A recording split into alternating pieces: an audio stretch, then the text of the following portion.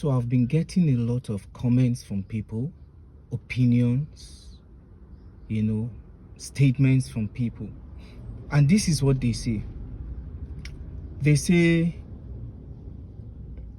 we don't want to vote. I cannot go out to vote knowing that my vote will not count. Like so many people have been saying this. And that is really, really funny. You know why? I'm going to tell you why. Currently, this government are sponsoring people to spread this rumor that votes will not count. And I will tell you why they are doing that. They are doing that because there is absolutely nothing that this present administration has done to campaign with. There is no scorecard. Absolutely nothing. You can't beat your chest to say, okay, in this administration, the livelihood of people has improved. Nothing. Like absolutely from frying pan to fire. And so there's nothing to campaign with, no achievement. So what they do, they know pretty well that if they sponsor people, pay people to advertise this government for the next election, people are outrightly going to reject because it is visible that they've done nothing.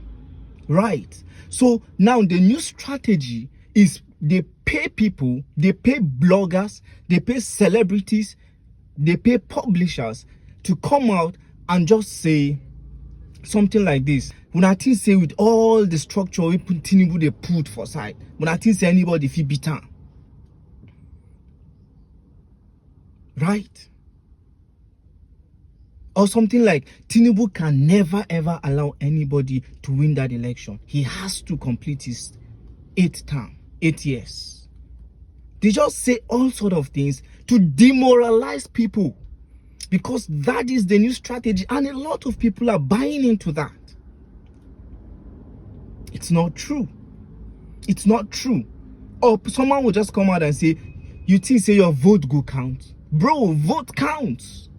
And I always ask people, if votes don't count, why do they spend so much money buying those votes?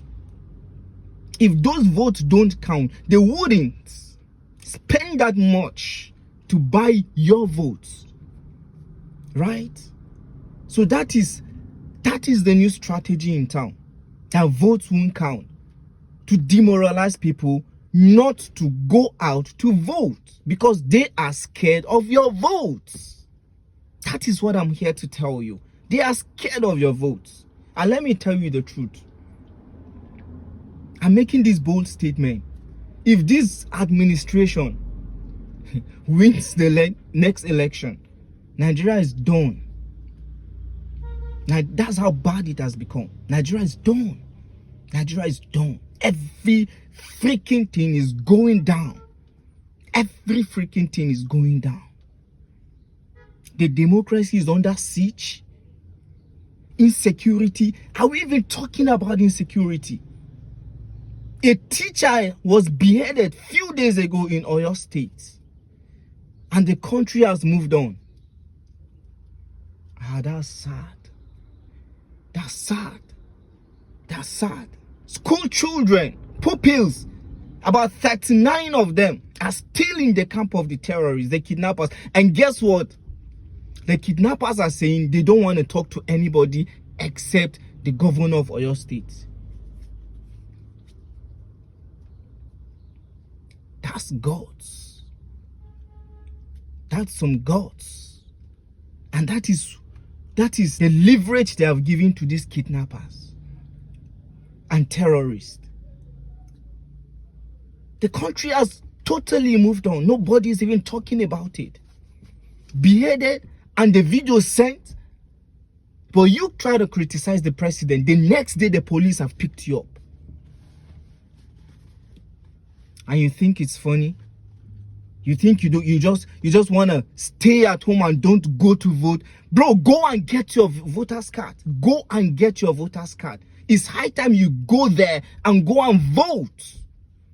Because let me tell you the truth, the people that are not voting are the bigger problems of this country. Bro, get out there and go and vote. Go there and go and vote. And let me tell you what's going to happen in that vote. They will, during the election, they are going to manufacture votes. If you don't go out to vote and vote overwhelmingly, they are going to manipulate your votes. But the bigger the votes, the bigger the margin, the harder it becomes for them to manipulate. So you better go out there and go and vote. Because definitely they are going to do some rigging. Oh yes. They're definitely going to do some rigging. So 2027 is not just going to be votes. You will vote and defend your votes. Bro, Nigeria is actually going down, in case if you don't know. Nigeria is going down. I do not care if you are Hausa, if you are Igbo, if you are Yoruba, wherever you are in this country. This is the time to put tribalism aside, put religion aside. Face this problem and challenge that we have head on. Let's get Nigeria working again, where the average Nigerian can at least eat 3 square meals. You can at least transport yourself and still have some stipends in your pockets. Let's do the right thing. We can do the right thing. Please. Tribalism aside, religion aside, regionalism aside. Let's do the right thing. Let's do the right thing. It's high time we started doing the right thing. Nigeria can work again because they have normalized suffering. They have normalized insecurity, that today we see insecurity as a normal thing. It ought not to be so. It ought not to be so. It ought not to be so. The price of fuel as at today is 1,365 naira. And guess what? By the time they drop it to 1,200, where everybody is going to start jubilating. Because they have normalized, we have normalized buying it at an expensive rate. So they give you something that is worth 500 naira for 1,005. And by the time they reduce it to 1,000, you are happy. You are happy. Forgetting the fact that you ought to get it at 500 naira. Ghana are subsidizing fuel for their citizens because of the Iran, Israel and US war. Which refinery Ghana gets?